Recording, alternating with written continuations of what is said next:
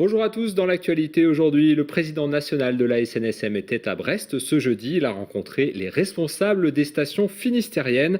Après les tensions, l'heure est à l'apaisement pour le nouveau patron du sauvetage en mer. Pas de candidat officiel UMP pour les prochaines municipales à Brest.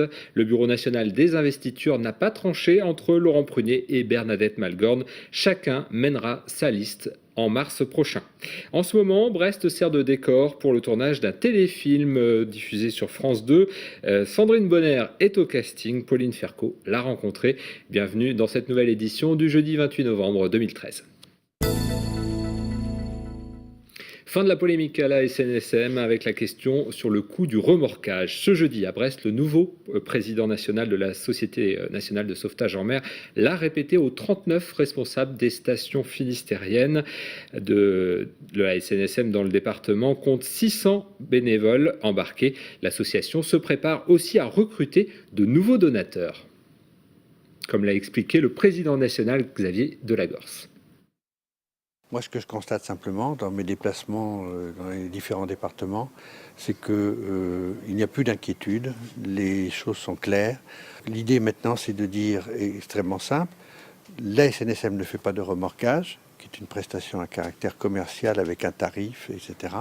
La SNSM agit sous l'autorité des CROSS et exclusivement sous l'autorité des CROSS. Lorsque nous allons sauver des personnes, ce qui est notre vocation, notre métier, on sauve le bien, on sauve les personnes et on ramène le bateau. Ça, c'est pas du remorquage, c'est d'assistance au bien. Et cette assistance au bien, à l'inverse de l'assistance aux personnes qui est gratuite, parce que c'est la loi, c'est la règle, l'assistance au bien, elle est payante. Il faut que nous fidélisions les adhérents, que nous fidélisions nos donateurs, qui sont aujourd'hui au nombre de 60 000, à mettre en comparaison des 500 000 propriétaires de bateaux, des plaisanciers. Et notre objectif dans cette nouvelle campagne qui va commencer à l'occasion du Salon nautique de Paris dans quelques jours, c'est de faire adhérer, de trouver 8 000 donateurs supplémentaires, 60 plus 8, ça fait 68, et de faire entrer dans les caisses de la SNSM 900 000 euros. L'UMP n'a pas tranché sur l'investiture de son candidat pour les prochaines municipales à Brest. Bernadette Malgorn, qui n'est pas encartée à l'UMP, reste en concurrence avec Laurent Prunier, le président départemental. Au lendemain de la réunion nationale d'investiture, les deux prétendants campent sur leur position. Ils l'ont confirmé à Julie Sicot et à Sophie Lecroisier. La décoration de sa permanence n'est pas encore terminée, mais Laurent Prunier, le président départemental de l'UMP dans le Finistère, peut enfin entrer en campagne. Une campagne sans le soutien de l'UMP, mais avec celui du président du parti, Jean-François Copé. Quelque part, Paris ne s'est pas laissé avoir par la tentative de putsch. Donc il me laisse mes chances. C'est dommage parce que si on est deux listes, évidemment, il y a peu de chances de créer l'union. Maintenant, il faut essayer de ne pas trop s'écharper pour que les conditions d'un rassemblement entre les deux tours soient faisables. À droite, il y aura aussi Bernadette Malgorn, soutenue par François Fillon. La candidate non encartée à l'UMP n'attendait pas l'aval de ce parti pour se lancer dans la bataille. Pour elle, l'union de la droite n'est pas à l'ordre du jour. Ma proposition de rassemblement, elle s'adresse à tous. Elle s'adresse à tous ceux qui veulent forger un avenir différent pour Brest, une alternative pour Brest. Pour ça, il faut des équipes soudées. Est-ce qui est leur leader ? Et ça, je suis très ouverte, vous le savez. Dans nos équipes, il y a des gens qui viennent de toutes parts. Agnès Lebrun était ce jeudi matin aux côtés de Bernadette Malgorn pour un colloque. Pas de soutien officiel de la députée, mais début juin, la secrétaire départementale avait fait part de dysfonctionnements au sein du parti. Elle remettait en cause l'investiture du candidat légitime de l'UMP, Laurent Prunier. Les candidats vont continuer à faire ce qu'ils ont commencé à faire fort bien depuis un bon moment, c'est-à-dire se présenter face à leurs concitoyens pour présenter leurs projets respectifs. On oublie souvent dans cette histoire que ce qui est important dans une candidature, c'est le projet et la personnalité qui incarne le projet. C'est ça qui compte. Un duel qui pourrait profiter aux opposants, le maire sortant PS François Cuyandre et le Front National qui ne s'était pas présenté à Brest depuis 18 ans.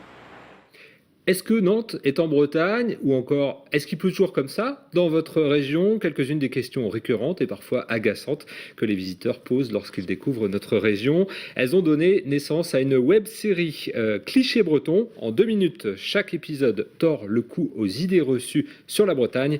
Pierre-François Vatras de TB Sud a assisté au tournage de l'un des 12 épisodes.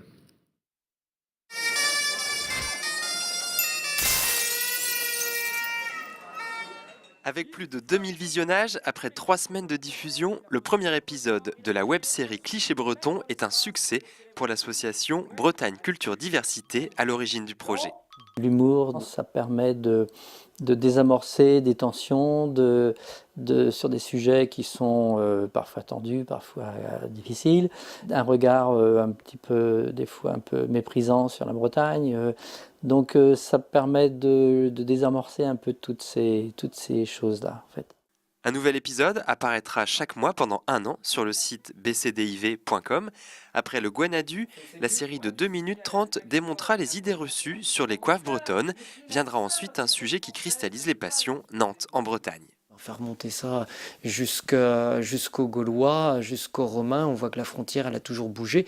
Moi c'est des choses que j'ai jamais appris à l'école, au lycée ou autre, le royaume de Bretagne, le duché de Bretagne et puis tout ce qui s'est passé sous Pétain. Donc je découvre moi-même des choses à titre personnel et c'est peut-être aussi plus facile du coup de les retracer, de les transcrire de manière simple, ouverte et drôle à tout le monde. Le pays bigoudin, également célèbre pour son pâté énaf, son spot de surf à la pointe de la Torche et le cheval d'orgueil de Père Jacques Asselias.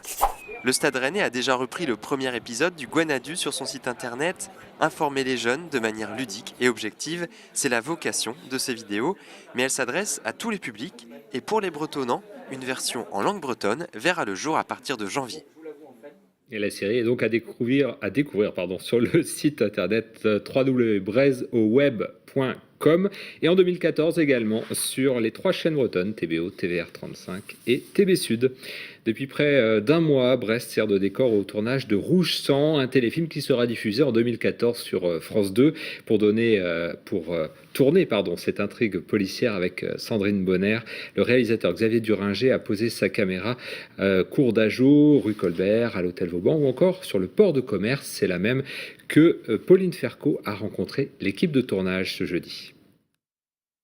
Un commissariat sur le port de commerce, c'est l'un des décors de la série Rouge Sang, dont le tournage a lieu depuis le 4 novembre à Brest. Pour une fois, une équipe parisienne aura préféré la ville du Ponant à sa voisine normande, Le Havre, et le réalisateur semble conquis par ce décor du bout du monde.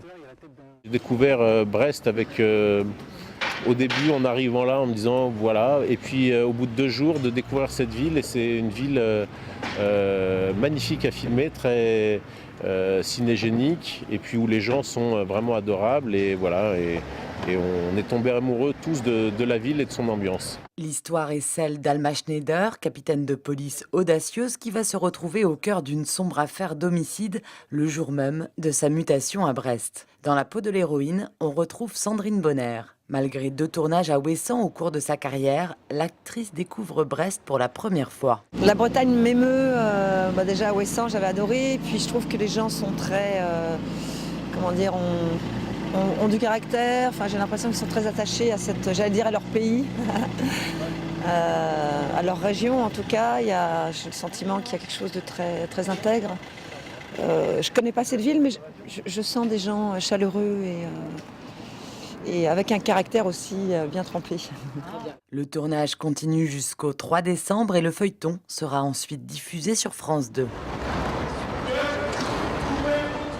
Depuis l'an 2000, la famille d'Éric Brossier vit à bord de Vagabond, un voilier qui se laisse enfermer dans les glaces du Grand Nord chaque hiver.